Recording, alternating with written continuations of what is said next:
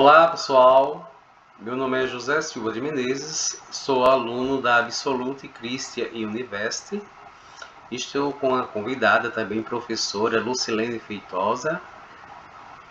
Desde já agradeço pela sua participação, professora de inglês.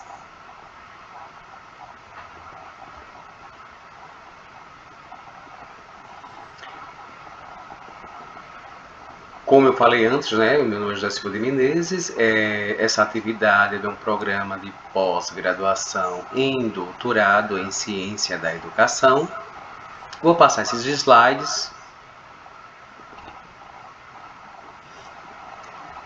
A atividade é uma atividade didática no ensino superior.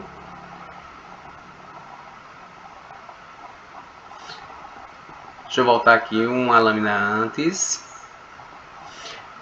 Essa atividade, como eu falei, é uma atividade didática de ensino superior. A aula é ministrada pelo professor Dr. Cristiano de Assis. Vamos falar um pouco sobre a filosofia da educação. Vamos entender um pouco sobre a filosofia da educação.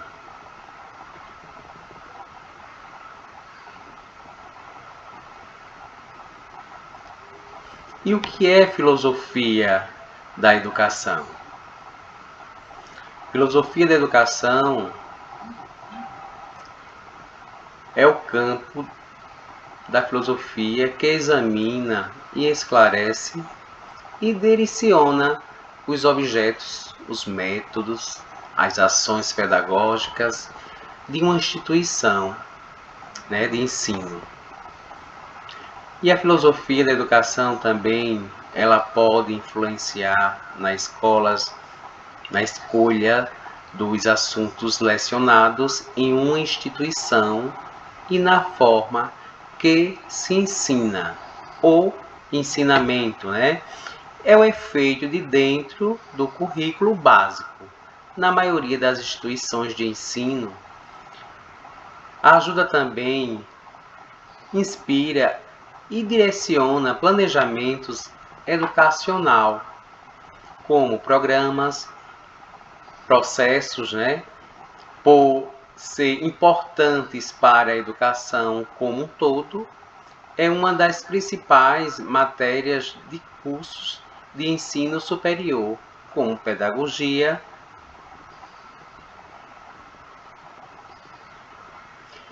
E o processo educacional ele depende de 4 pilares, que é fundamental, Ou seja, 4 aspectos: a instituição de ensino, os professores, e os currículos e os alunos. Esses 4 aspectos se correlacionam fortemente e também eles se integram, a esse processo educacional de uma instituição de ensino. Por isso, a filosofia da educação é importante e desenvolvimento do processo educacional nos seguintes aspectos: ajuda a entender e manter e também modificar o processo educacional de uma instituição de ensino.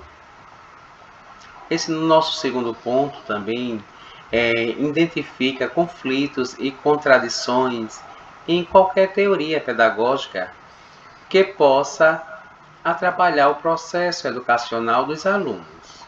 O nosso terceiro ponto, que desenvolve também a capacidade humana de levantar ideias, discutir sobre as diferentes teorias pedagógicas, como elas afetam a vida individual social desses alunos. O nosso quarto ponto direciona a instituição de ensino a entender o seu próprio propósito na educação social dos alunos.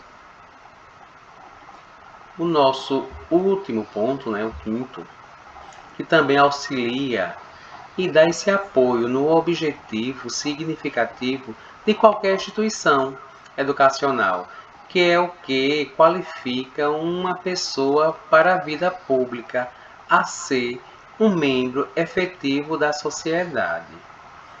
Ou seja, é um conjunto, tanto direção, coordenação e professor, né? Principalmente o professor, né, que está na sala de aula, que ele está preparando aquele aluno para uma vida social, preparando ele para o mercado de trabalho, ou seja, está preparando ele para o mundo lá fora.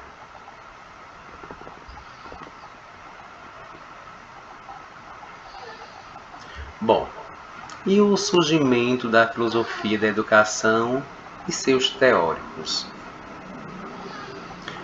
Os principais filósofos gregos, eles desenvolveram visões filosóficas da educação que foram incorporadas em suas teorias mais amplas e gerais.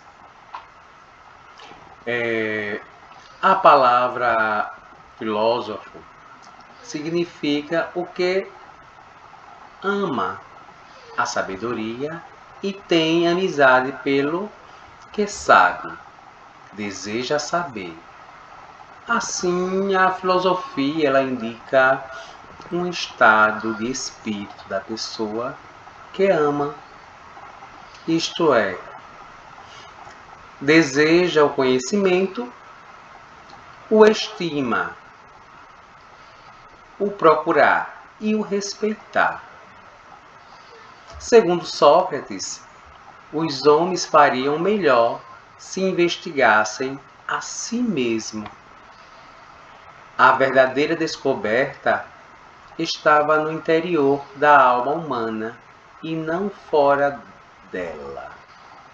Assim, gente, o que quer dizer? É a mesma coisa quando estamos numa sala de aula que aquele nosso aluno ele chega, né, com seus conhecimentos prévios e nós aproveitamos, né, desses conhecimentos prévios que eles têm, né, para desenvolver umas outras habilidades. Bom, e os principais filósofos gregos que desenvolveram as visões filosóficas da educação, que foram incorporadas em suas teorias mais amplas, né, gerais, como eu falei para vocês, que foram Sócrates, né, que ele afirma que era fundamental a educação buscasse o raciocínio e identificasse as razões para justificar as crenças, os julgamentos, as ações humanas. Esse pensamento ele deu a origem e a ideia, né, de que a educação ela deveria encorajar em todos os estudantes e as pessoas a buscar a razão.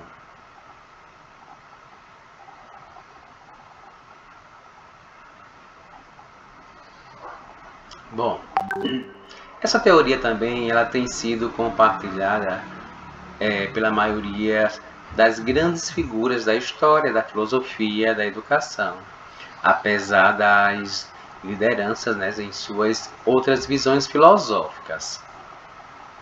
Nós temos aqui Platão, né,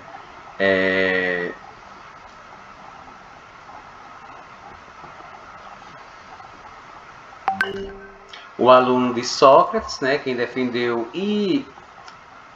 a afirmação de seu mestre, né, apoiando a ideia de que a tarefa fundamental da educação é ajudar os alunos e valorizar a razão. Sendo assim, também ele afirmava que a sabedoria deveria ela estar acima do prazer, da honra e de outras atividades consideradas menos dignas. Ele também estabeleceu uma visão da educação em que diferentes grupos de estudantes receberiam diferentes tipos de educação dependendo de suas habilidades, interesses e possíveis na vida, né? Sua visão utópica tem sido vista por muitos e como um precursor do que veio a ser chamado de ordenamento educacional.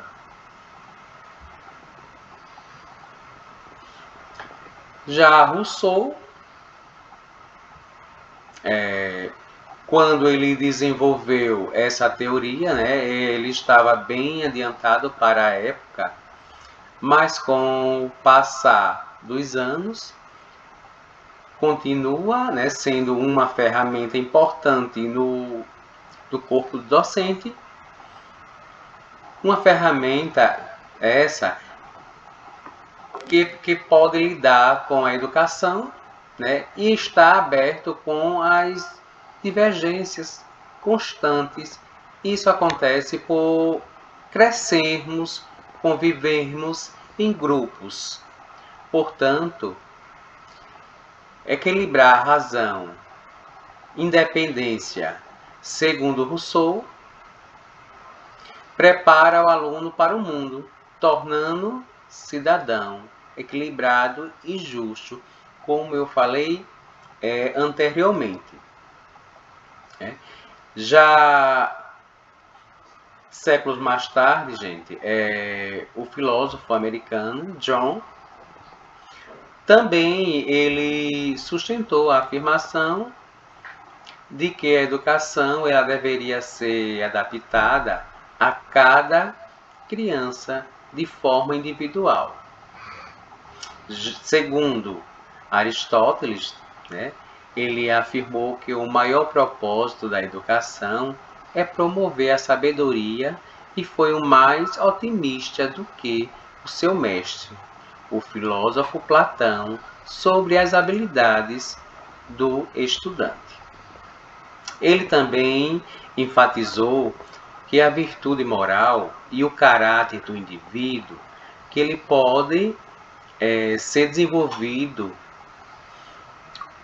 e pode se desenvolver, né, dentro de um contexto prático, guiado pela comunidade, além do campo da educacional.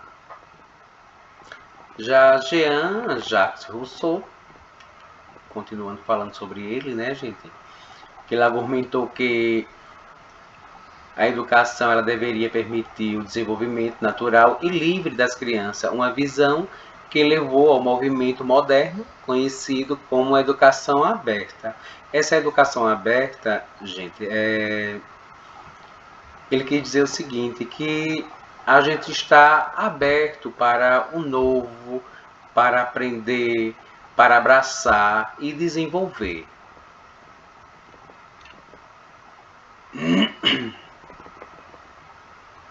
Aristóteles também, segundo Aristóteles, né, ele também afirmou que o maior propósito da educação é promover a sabedoria e foi mais otimista do que o seu mestre. O filósofo Platão, sobre as habilidades do estudante. Ele também enfatizou que a virtude moral e o caráter do indivíduo ela pode ser se desenvolver nesse contexto prático, guiado por uma comunidade, além do campo educacional. Jean-Jacques também ele argumentou, né, isso aí, que a educação ela deveria desenvolver ter um desenvolvimento natural e livre, como eu expliquei para vocês, né, das crianças, uma visão que levou também esse movimento moderno, o conhecimento como a educação aberta, como eu tinha falado anteriormente, né? E ao contrário de Platão, os pensamentos aí diferenciados, né? O contrário de Platão e Rousseau, ele descreveu uma educação é fundamentalmente distinta para meninos e meninas, levando as questões de gêneros discutidas até os dias atuais. E logo após, gente, esse processo educativo é um processo de formação humana.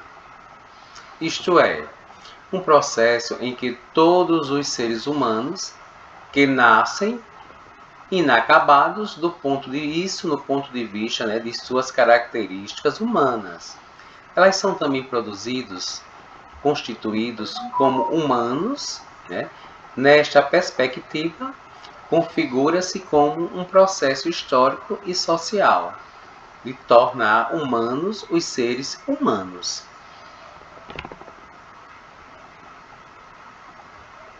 A filosofia da educação no Brasil tem uns pontos aqui que eu marquei, né, que a história da filosofia da educação no Brasil ela iniciou no final do século XIX, também tendo início no século XX, né, com o intuito de ingressar o tema na área de formações de professores, que seriam os propulsores de uma nova era, né, na educação nacional. No segundo ponto, essa filosofia ela também surgiu no Brasil com o objetivo de que os grandes educadores repassassem os caminhos já traçados para a educação nacional e explorassem outros novos, ou seja, que explorassem outros novos caminhos, outros métodos, não é? E assim, a educação brasileira passou a se pautar em dois principais aspectos.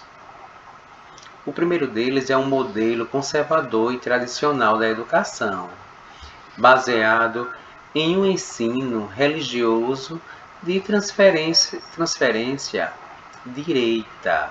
Né? Já o segundo diz o seguinte, que é um modelo de educação moderno e liberal, como eu expliquei para vocês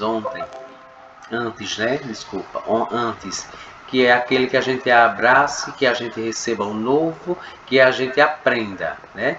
Que é muito já se falavam e praticavam também na Europa, né? Com aspectos progressistas e com foco na formação do homem para a sua vida e sociedade.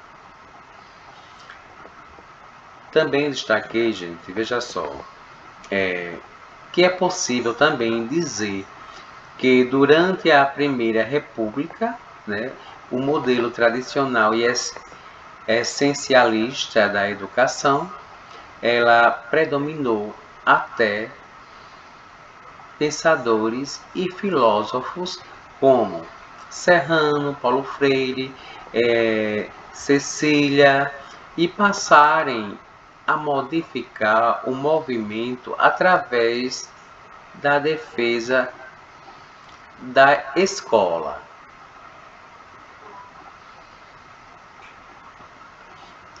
Portanto, o ensino da filosofia no contexto educacional, a aprendizagem é, em síntese, um instrumento libertador, que sucessivamente tem efeito transformador de uma sociedade que busca meios de solidificar em plenas ascensões de ser sujeito que tenha vez e voz. Nesse sentido, o ensino do componente da filosofia no âmbito escolar é oportunidade de se colocar como discente provocadores daqueles que receberam instruções para se tornarem pessoas que tenham identidade crítica, libertadora, transformadora em geral. Ou seja, é o momento de o aluno ele é ser crítico, né? Ser libertador e transformador.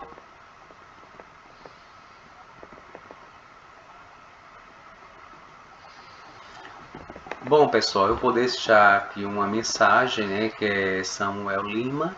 É uma mensagem de reflexão, né?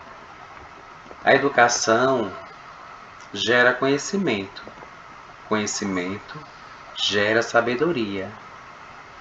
E só um povo sábio pode mudar seu destino.